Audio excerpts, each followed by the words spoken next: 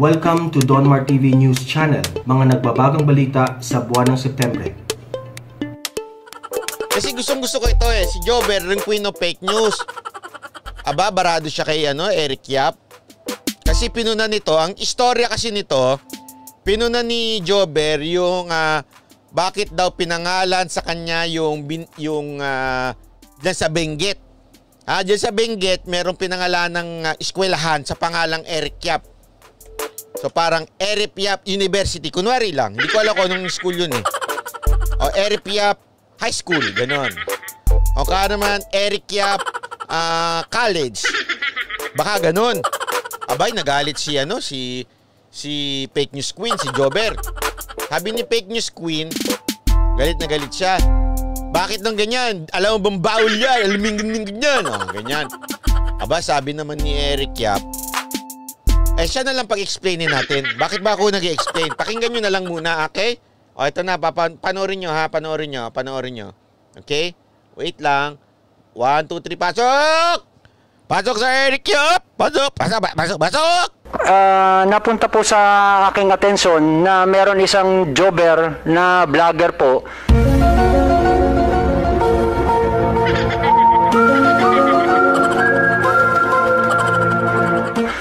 Na nag-post po siya Pinost po niya na bakit daw pinangalan sa akin yung ospital sa Benguet, yung laboratory.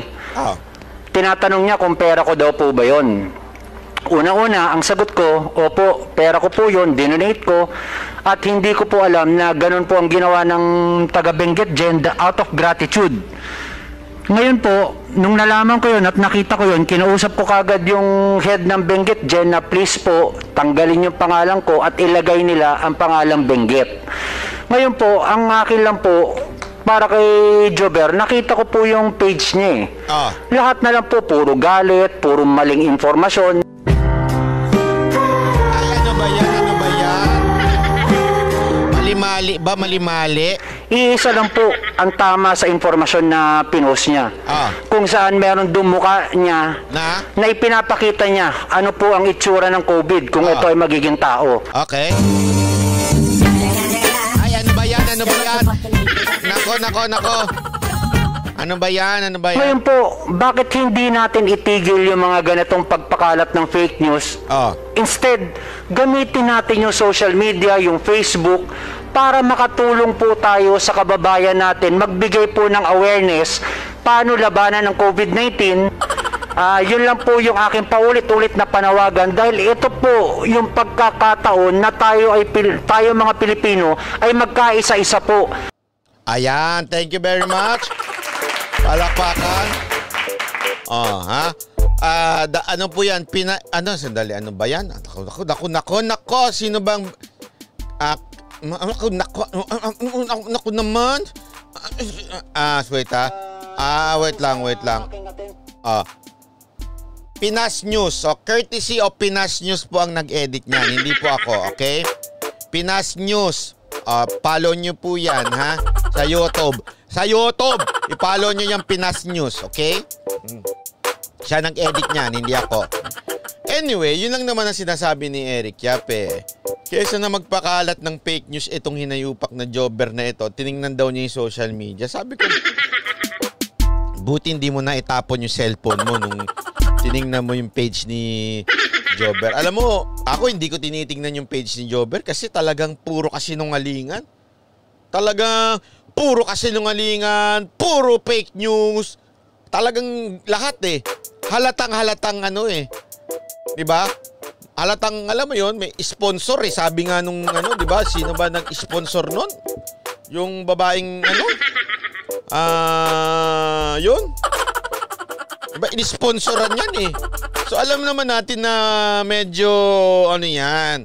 May gayaan yan si Jobber, diba? May gayaan. Kaya, ang sana sinasabi niya, baka naman pwedeng tumulong ka na lang sa bayan. Sayang naman.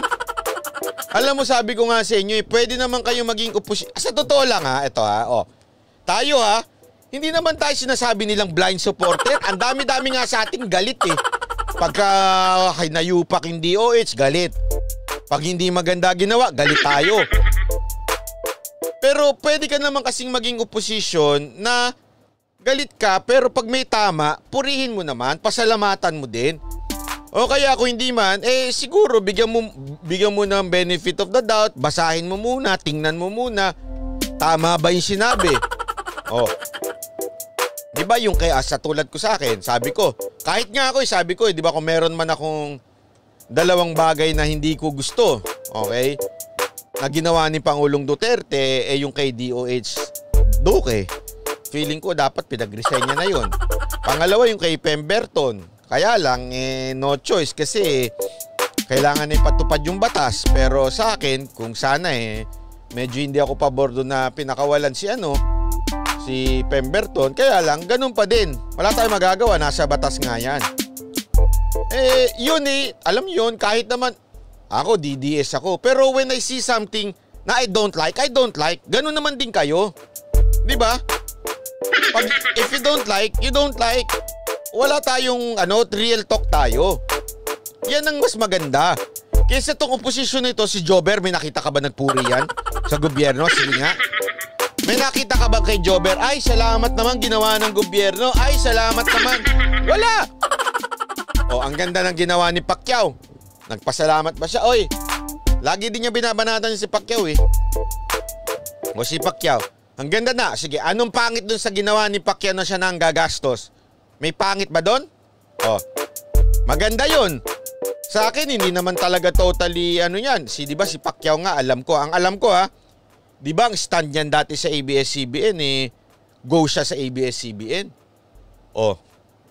Pero sa akin, kahit go siya dun, sabihin, hindi natin pareho, tinututulan natin, hindi tayo magkatugma.